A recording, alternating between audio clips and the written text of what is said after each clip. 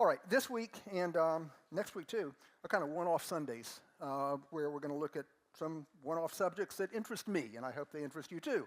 And then beginning in 2 weeks, on the 15th of September, we'll be jumping into our fall series, which is on the Gospel of Mark. Gospel of Mark, 10 weeks this fall.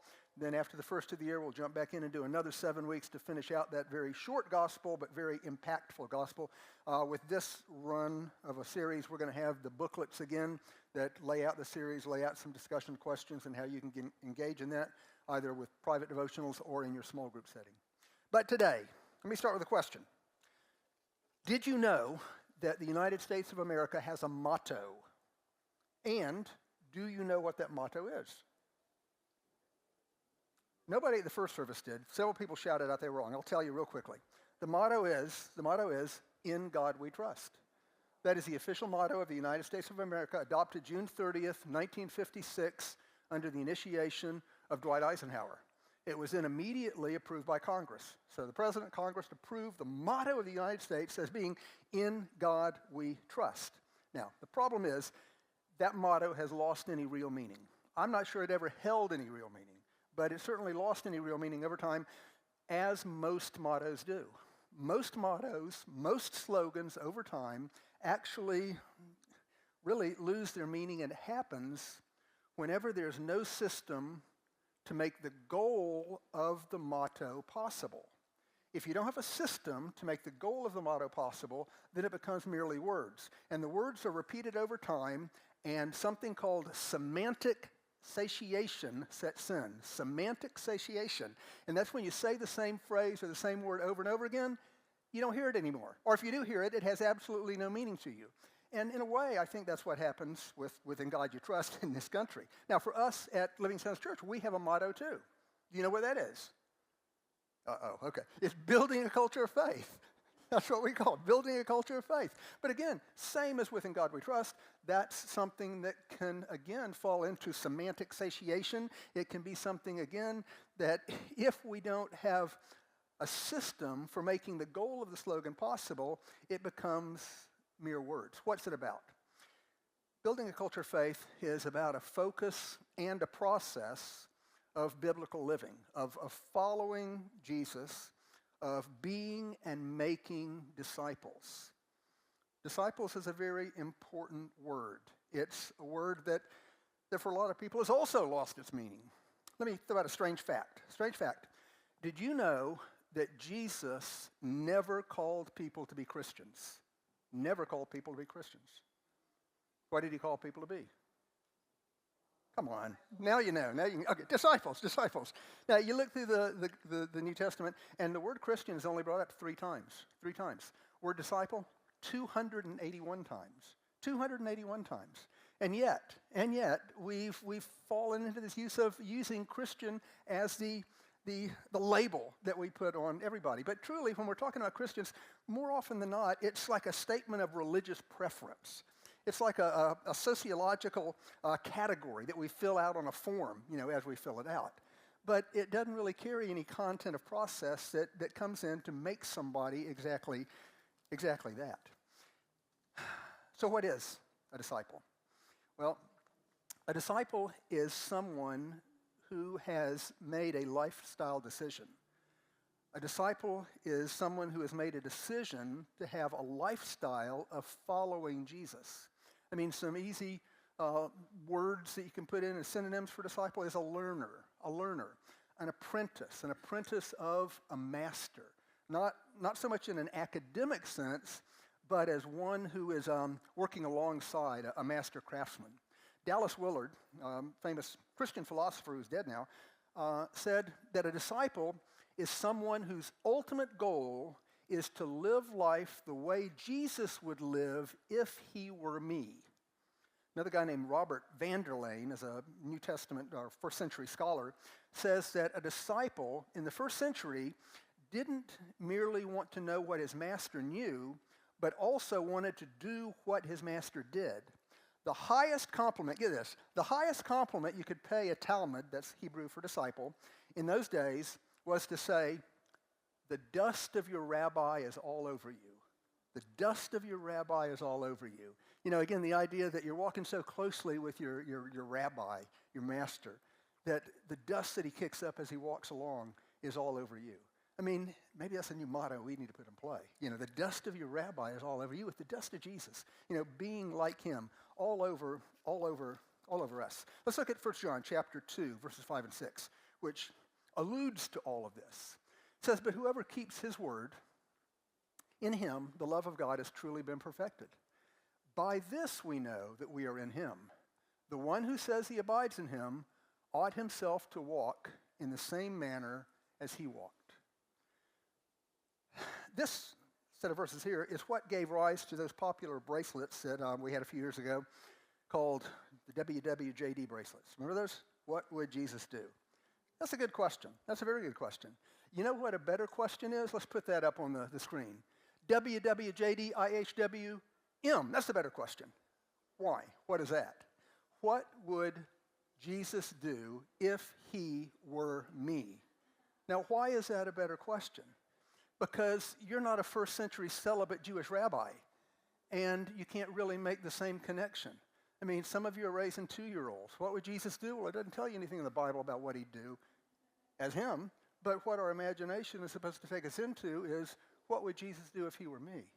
What would Jesus do in my situation, in my job, in my sphere of influence? What would Jesus do if he were me? What would he do if he had my gender, my place, my age, my personality profile, my resources, my address, my neighbors? What would Jesus do if he were me? Again, I know it's a slight difference perhaps in your way of thinking, but for me, when I start looking at it that way, it comes into a different light. It comes into a different focus. You know, what am I going to do with Davis on Monday morning if I don't like what happened with the live stream this week?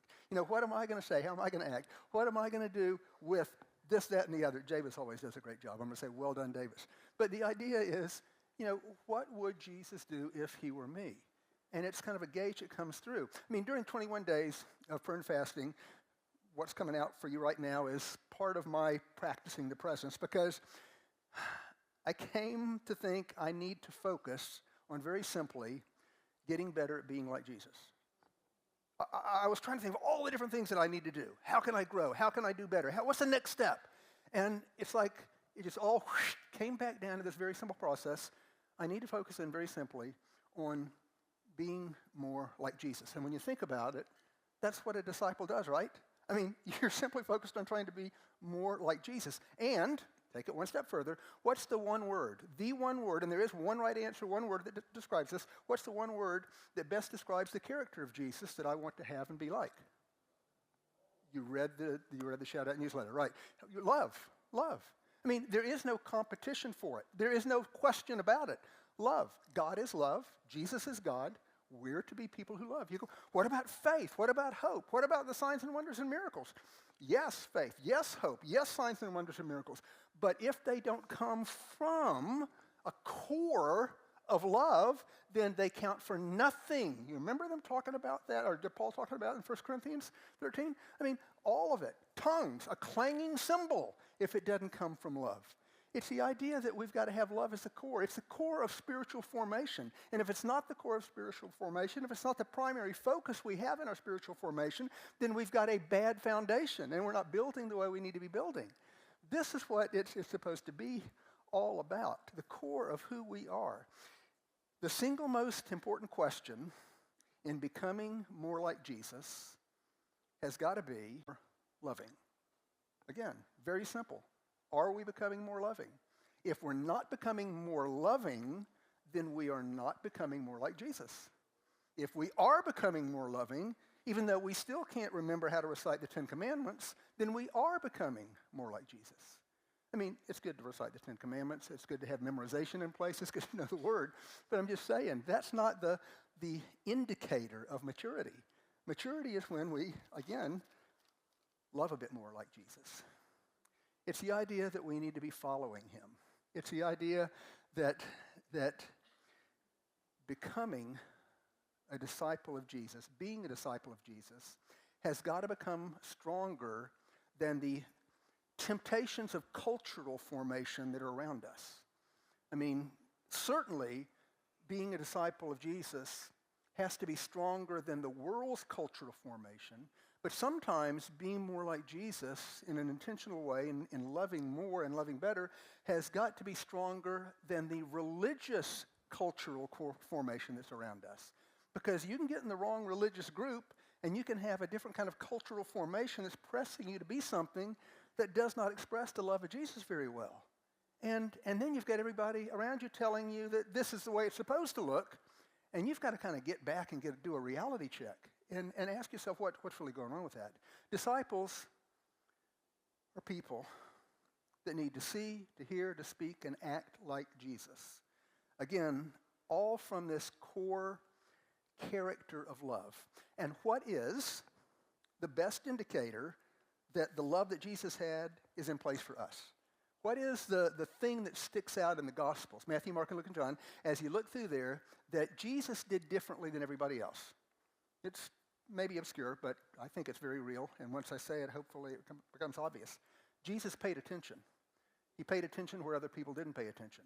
He paid attention to God, the Father. He didn't do anything unless the Father said. He didn't do anything unless he saw the Father doing it.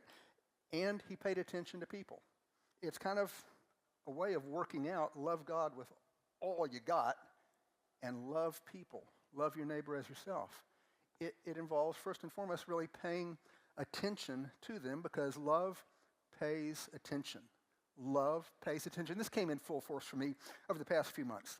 I mean, over the past 6 months, I've done 3 or 4 memorial services, funerals. We don't usually do that many around here. I don't know what's going on. I think people are getting older as part of it. But the idea is I've done 3 or 4, and 2 of them stand out in my mind, the most recent one especially, because they were memorial services in which family and friends got up, and like they couldn't stop going on about the character of these men that had died. I mean, it was just heart-wrenching, heartwarming, and I'm going, wow. I hope somebody talks about me at my funeral that way.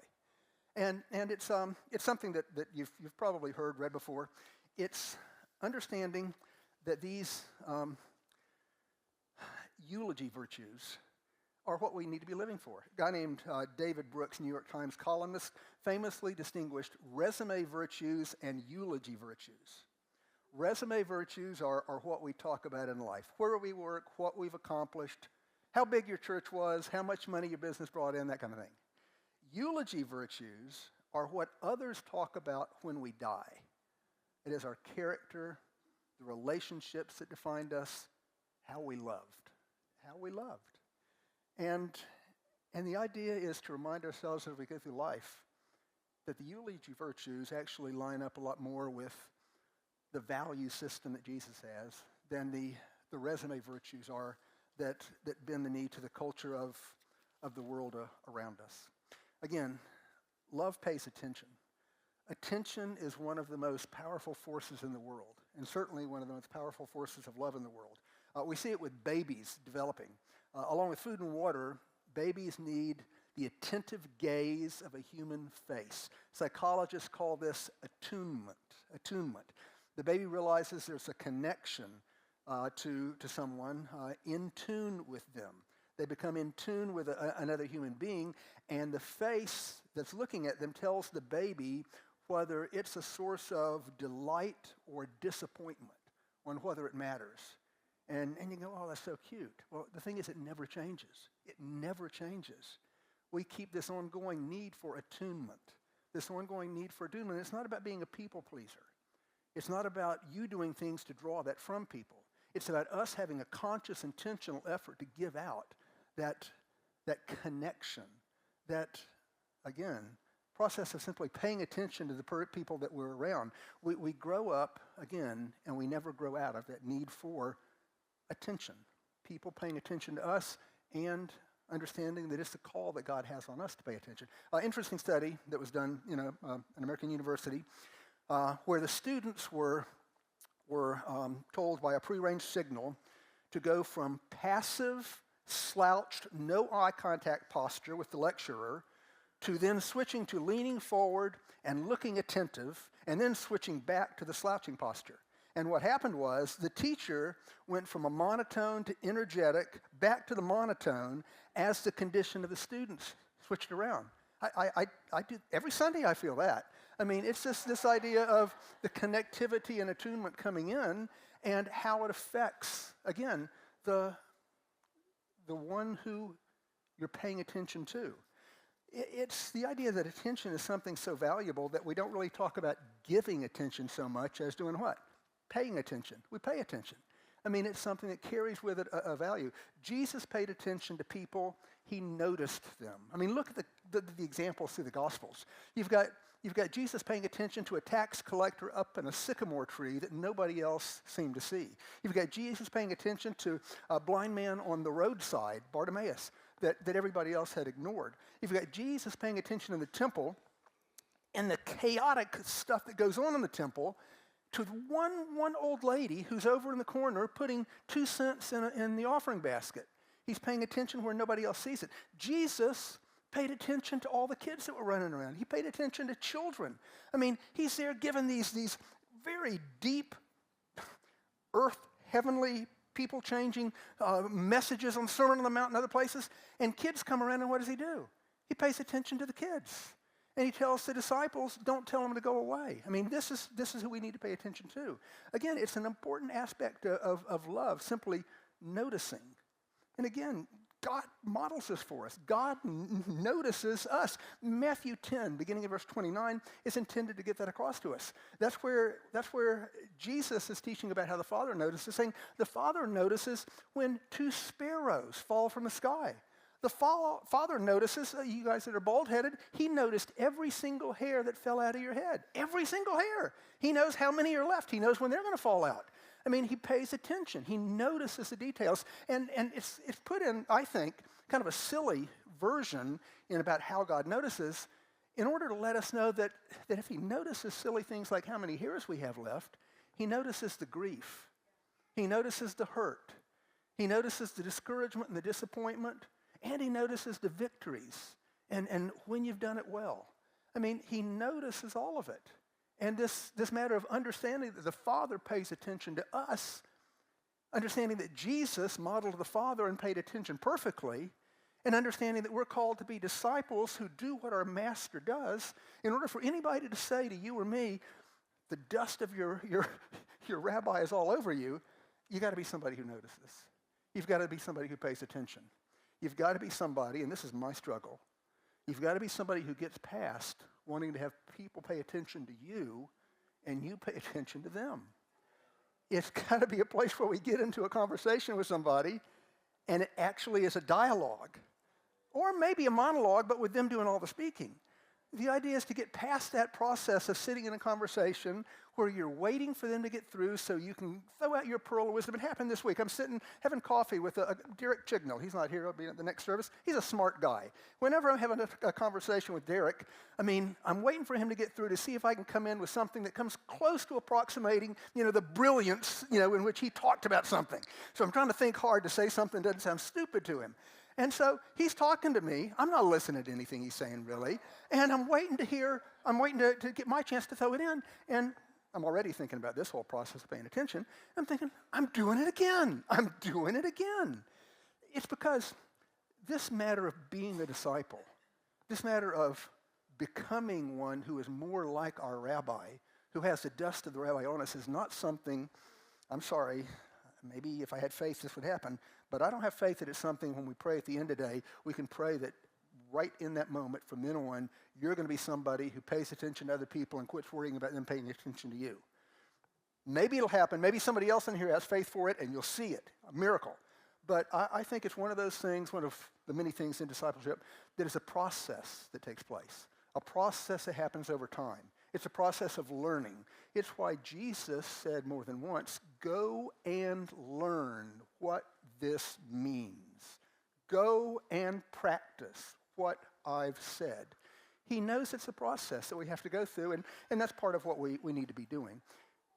Again, it's simply seeing what Jesus would do if he were me, if he were looking at people through my eyes and again, responding as he would respond to them. John chapter 9 is another example of how this worked. Jesus healed a man born blind on the Sabbath in John chapter 9. I'm not going to read through it. You check it out yourself. And the Pharisees got all bent out of shape because he'd healed the man on the Sabbath. The disciples, they didn't think much of it either. What happened? You've got different people looking on. You've got, again, the disciples who looked at it, and they fell into a theological conundrum because they were thinking, so why was he born blind? Was it his parents' sin? Was it his sin? And they're getting into this heady discussion on it. The Pharisees, they can't get over the fact that Jesus had broken the Sabbath and healed the guy. The neighbors and everybody else around, they were probably just saying, man, this guy has been a pain. He's such an annoyance always, being here blind and bumping into stuff around the temple area. But Jesus is the only one who noticed, who really noticed, who paid attention to what the real need was and stepped in and did something about the need with the power of the Holy Spirit. And again, it's something that we've got to understand how to do, how to pay attention to the Father who must have told Jesus, heal the blindness. And if we don't pay attention to the Father, to hear the Father say, heal the blind guy, then our efforts to heal the blind guy are not going to heal the blind guy because we don't have a basis of faith. Faith comes as we hear.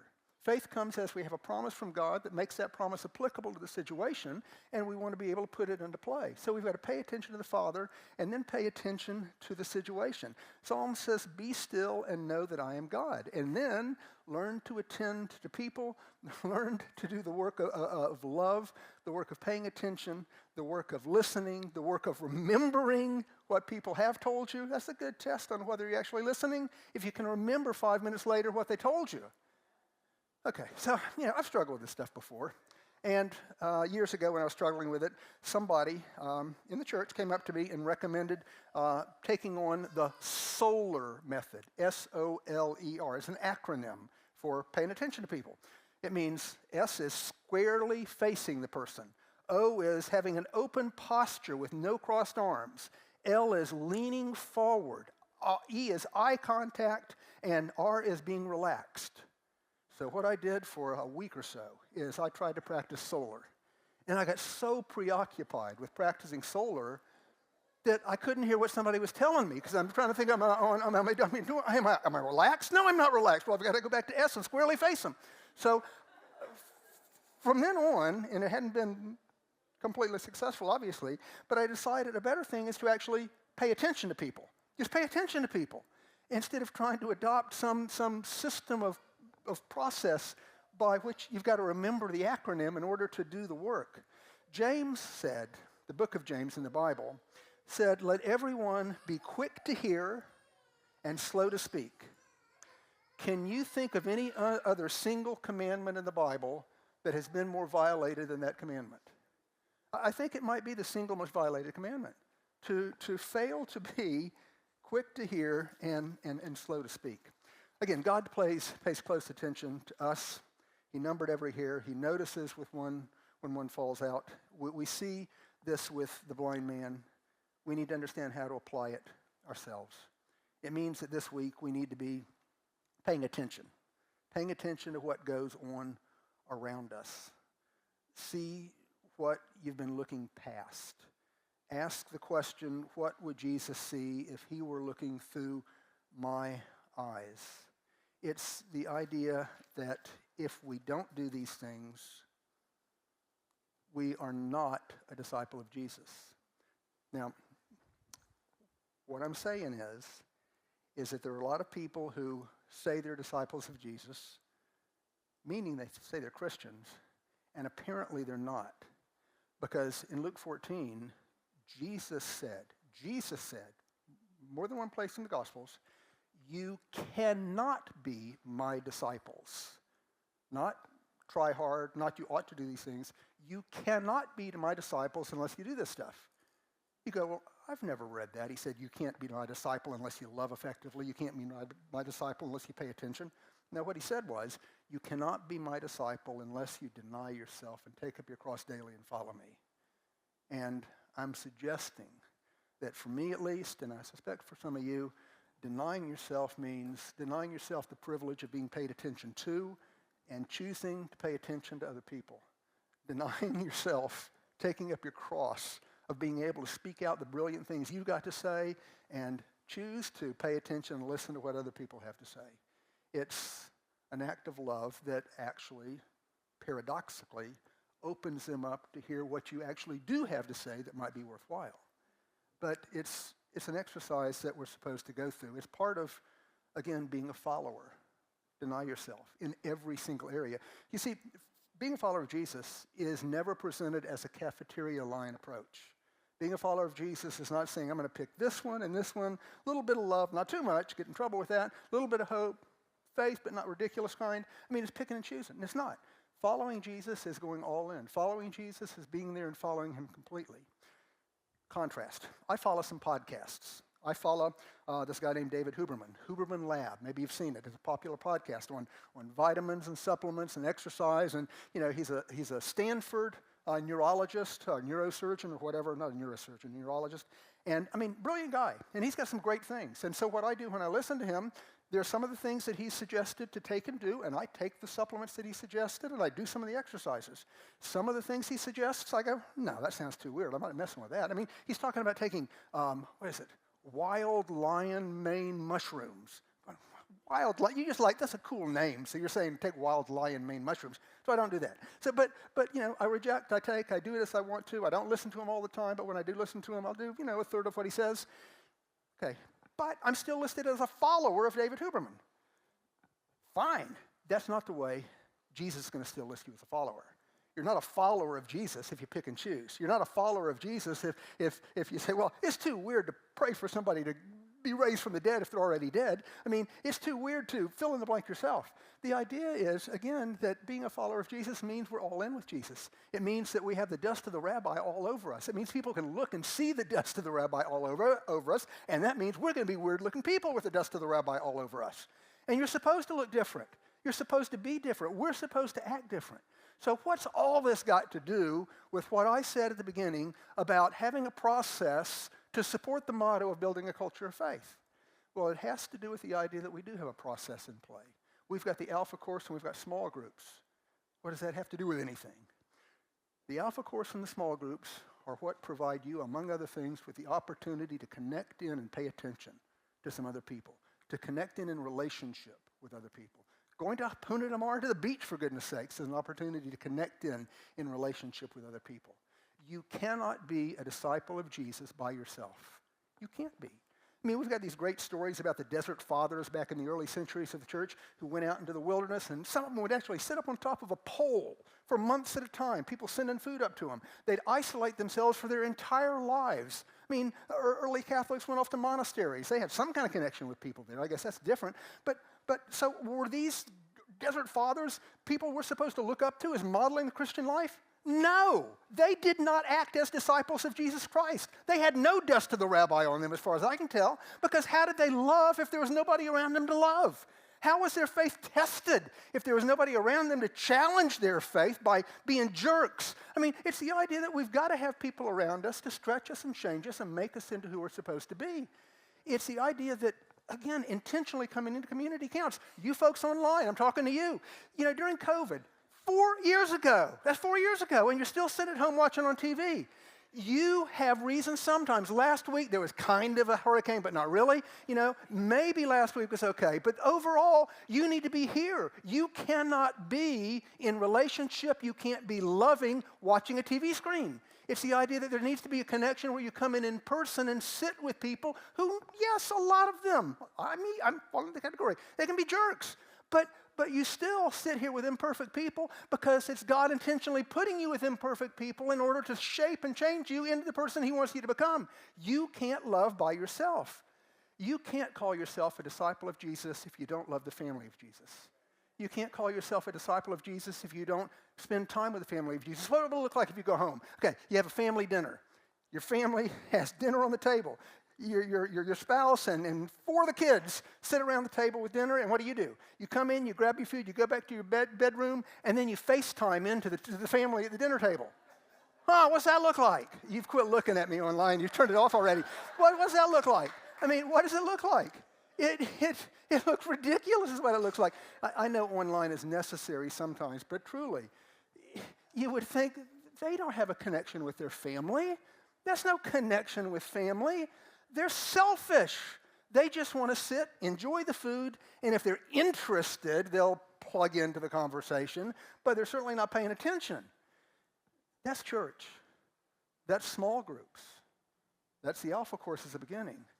That's life as a disciple of Jesus.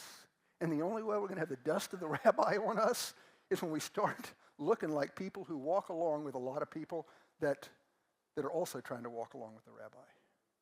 Father, we thank you for your love for us, for your patience with us, for the instruction of your word, and we do ask you, Father, to stir us up for change, to put us in the place where we're willing to take up our cross and to do the uncomfortable things, the things we don't want to do, but we're going to do it because you've called us to do it. I just ask for that transformation process, that repentance, that ability to truly continue to grow as a disciple, to be evident. And we ask this, Father, for our good, for your glory, in Jesus Christ's name. Amen.